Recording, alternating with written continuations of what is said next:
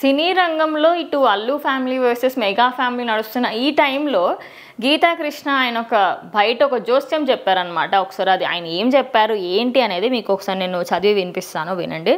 So అసలు రాజకీయాలకి చిత్ర పరిశ్రమలో అల్లు అర్జున్ ఒక బచ్చా అంటూ ఆయన చెప్పడం జరిగింది. అల్లు అర్జున్ బచ్చా అంట. ఓకే, నెక్స్ట్లోకి వెళ్దాము. అరవింద్ కూడా ఒకప్పుడు సాదాసీదా సాధారణ ప్రొడ్యూసరే, కానీ చిరంజీవి లాంటి ఒక బంగారు బాత దొరకడంతో ఆ గుడ్లు అమ్ముకుంటూ పైకొచ్చాడని గీతాకృష్ణ. ఎస్, ఇప్పుడు ఆయన చెప్పిందంతా ఇది.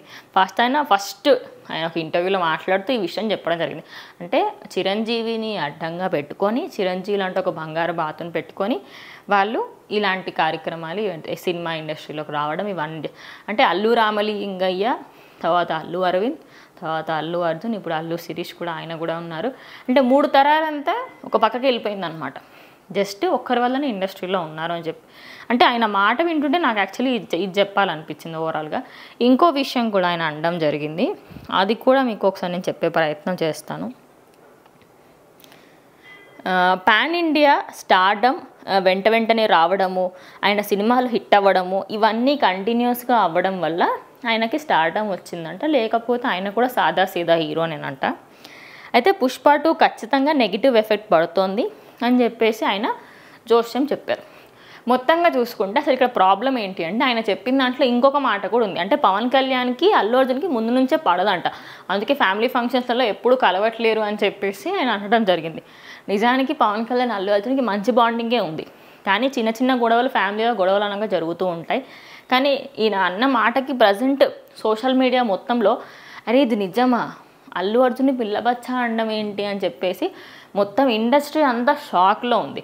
అండ్ మొరోల్ ఇటు అల్లు అరవింద్ విషయానికి వస్తే, ఆయన ప్రతి మూవీకి సంబంధించి ఆయన ప్రొడ్యూస్ చేసిన అన్ని మూవీస్ బంపర్ హిట్ కొట్టినా ఉంటాయి, కొన్ని ఫ్లాప్ అయినవి కూడా ఉన్నాయి. అయితే ప్రజెంట్ పుష్ప 2 పైన ఎఫెక్ట్ కూడా చూపిస్తుంది అంటున్నారు. దానికి ఇంకా తోడుగా పుష్ప 2 డేట్ ఏదైతే ఉందో అది కొంచెం డిలే అవ్వడం ప్లస్ పాయింట్ అయింది. మొత్తంగా చూసుకుంటే ఆయన చెప్పే దాంట్లో ఎక్కడా కూడా అసలు పాయింట్ అనే లేదు అని చెప్పొచ్చు. పిల్ల బచ్చాలు అయితే నేషనల్ అవార్డ్స్ ఎలా గెలుస్తారు? ఆబ్వియస్లీ ఈ క్వశ్చన్ మీకు కూడా వచ్చి ఉంటుంది కదా. పిల్ల బచ్చాలు అయితే నేషనల్ అవార్డ్స్ ఎలా గెలుస్తారు? పాన్ ఇండియా మూవీస్ ఎలా చేయగలుగుతారు? అన్నిటినీ పక్కన పెట్టి, ఫ్యామిలీస్ని పక్కకు పెట్టి, అన్నిటినీ పక్కన పెట్టి ఇప్పుడు చేస్తున్నారు. అటు చిరంజీవి సపోర్ట్ ఉందా అంటే ఖచ్చితంగా ఉంది. ఆబ్వియస్లీ ఫ్యామిలీ అన్నాక సపోర్ట్ చేసుకుంటారు. ఇటు ఎన్టీఆర్కి అండ్ అలాగే చిరంజీవికి చేస్తారు, చిరంజీవి ఎన్టీఆర్కి చేస్తారు, అండ్ రామ్ చరణ్కి చేస్తారు, అల్లు శిరీష్కి కూడా చేస్తారు, సాయిధరం తేజ్, ప్రతి ఒక్కరికి సపోర్ట్ చేస్తారు. కానీ ప్రజెంట్ ఆయన అంటున్న మాటల పరంగా చూస్తున్నట్టయితే మొత్తం ఆయనకి నెగిటివ్గా, అంటే అల్లు అర్జున్కి అల్లు అరవింద్కి మొత్తం నెగిటివ్గానే మాట్లాడుతున్నారు.